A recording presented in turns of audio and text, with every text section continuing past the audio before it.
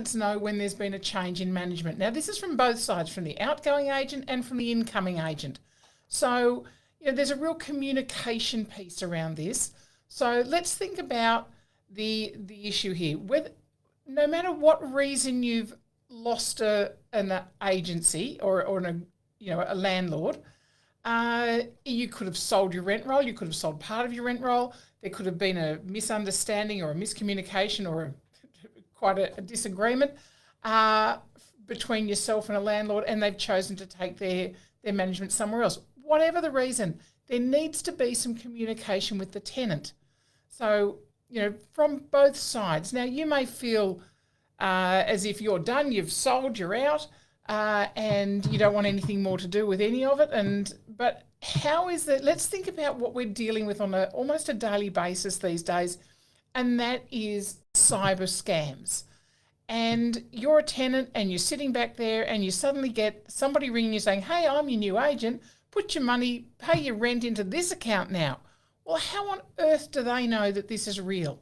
So from both sides, you have a relationship with the tenant at this point. You need to finalise your relationship with your landlord. For whatever reason that's finishing, you need to finalise it ethically, professionally.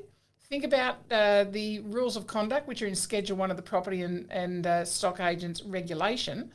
And we think about, Rule 3 in there, which is around honesty, fairness and professionalism. We think about Rule 6, which is act in the client's best interests.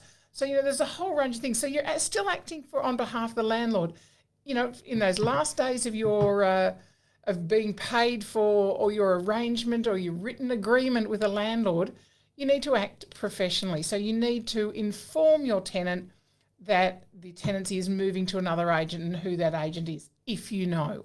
So if you don't know, you can say that to your tenant, and that they will undoubtedly be contacted because there'll be a new way of having to pay their rent, or at least a new account that they'll be having to transfer their money into. So, I think that's, I've heard that raised from both an agent perspective and a tenant perspective in recent weeks. So I just think it's something that we need to be mindful of. And we get back down to the, yes, we've just talked about how, it could actually be a breach of your rules of conduct, but it could also actually be a breach of the supervision guidelines.